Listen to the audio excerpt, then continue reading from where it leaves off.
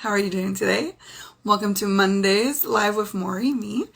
And I'm so grateful for you, for being here, for showing up, and for taking the time out of your day to maybe get some more awareness to places that are keeping you stuck and maybe find some traumas that are hidden and heal them. So I want to dive in with you today because I just finished a session with a client and it was mind-blowing.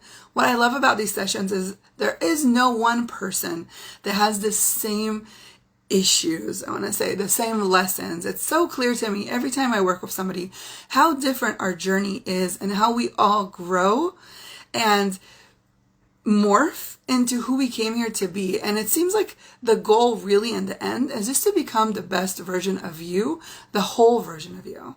It seems like so many of us keep cutting parts and pieces of us off in order to fit in order to be loved, to be accepted, not to be judged. And because of that, we just end up being this shell of a person, a shell of a being.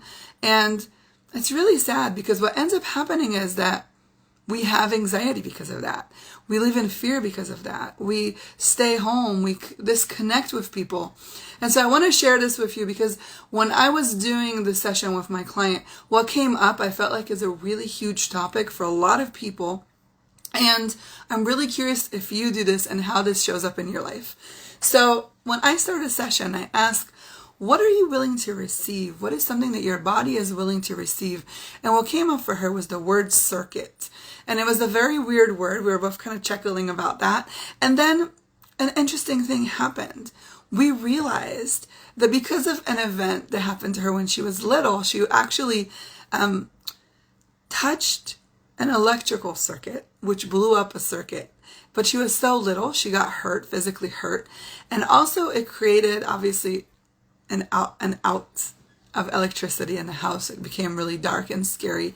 And her little mind, right? Her little 6-year-old mind was like, I'm probably being punished for something that I did wrong. It really hurt me. It really scared me. But it also made everything go quiet because she kind of blacked out for a few minutes. And so what she learned from this experience, or what her body learned, was that it can just short circuit on its own. So anytime she was in a situation where she didn't really want to be in, she would just kind of circuit out. And what's interesting about this, and when we talked about this in a session, I said to her, it's so interesting. I feel like so many people do that with their phones these days, right? Like you're talking to somebody, you're having a conversation, but suddenly they get a notification and they're out the door, right? It's like you could totally see that they're suddenly not there. They're gone. And so I think a lot of people have such a miscommunication now because of cell phones, because it's not like it's just me and you in a conversation. There's always all these other beings and entities on the other side on your phone that's on the table. And so pay attention when it is that you short circuit. So how is this showing up in her life? What was going on was that she would be in conversations and she would just not be there. And she learned to do this so well that she would do this in her life and her relationships and her job. But what she didn't realize was how it was manifesting physically. So she was really suffering from migraines from a long time, from headaches. And that was actually related to the experience that happened to her because it kind of circuits in the brain. And she said to me, it actually feels like it circuits in my brain every time. I feel like this zzz.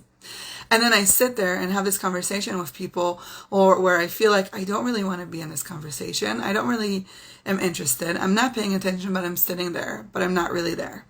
Do you ever do this? Has this ever happened to you? Do you ever just kind of like drift away when you just feel like, no? When do you disengage? This was letting her disengage with everything when she didn't want to.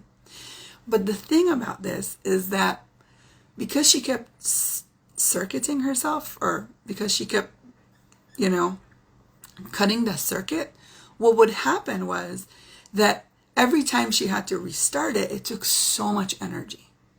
Think about that, right? When a fuse blows up in your house and everything quiets down suddenly, and then it all kind of comes back down, comes back up. You know how it feels like the house is like, again, like start it over. Every time she had to start over. And that takes a ton of energy from you, right? Also, being in a room, being with somebody, having a conversation, being in a situation where you don't want to be part of that, that really takes a lot of energy from you, but it also completely disconnects you and disengages you from who you are. Because what it is that you're doing, you're pretty much saying, I'm not worth it.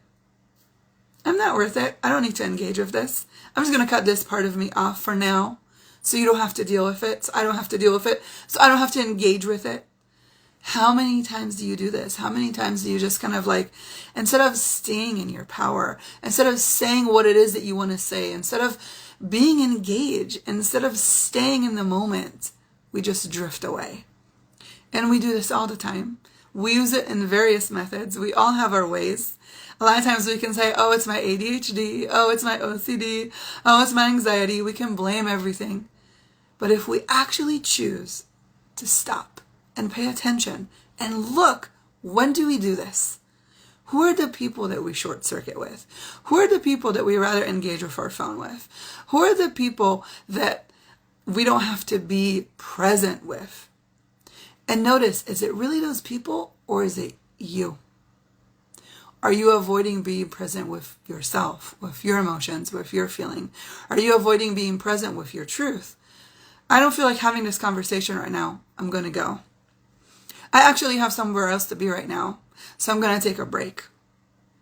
Where does it catch you? Because what happens here is we think that this short-circuiting, I guess I could turn it into a verb, right? The short-circuiting that we do, the disengagement we do, we feel like it's for us. Like it's protecting us, like it's keeping us safe. When in reality, it doesn't. It just cuts more and more pieces of us off and leaves us exposed, leaves us tired, leaves us depleted, and guess what? We're not even aware of it. So how do you shift and change it? Start asking yourself and start paying attention. When do I short circuit? Who do I do this with? When do I disengage? Why do I disengage? Do I just not care about them enough? Is it not a person that I care to have in my life? Is this not a relationship I need to care about or care to have in my life? Notice how it feels to you when people short circuit with you. Do you know that it's happening? Of course you do. So if you're aware that people doing it to you, obviously the people that you do it to, they're probably aware too. So maybe you can do both of you a favor and actually acknowledge it. Like, I'm kind of done with this conversation right now.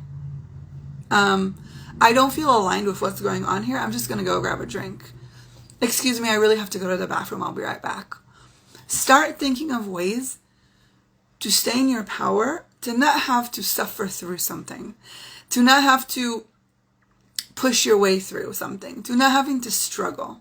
Now, maybe you'll say to me, well, yeah, that sounds really great if you live in a bubble and you don't have to go to work, you don't have to engage with people, you don't have children, you don't have a spouse that wants stuff from you, right? But this is the thing. If you can look at it from a place of choice, realizing that it's your choice. It's your choice to have this person in your life. It's your choice to have children, maybe. It's your choice to be in this job.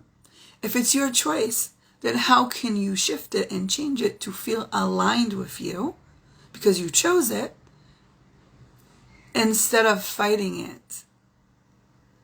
And if it feels like a struggle, start noticing, okay, what is it that's a struggle here? Like if I chose this, if I chose to be a mom, why is it so hard?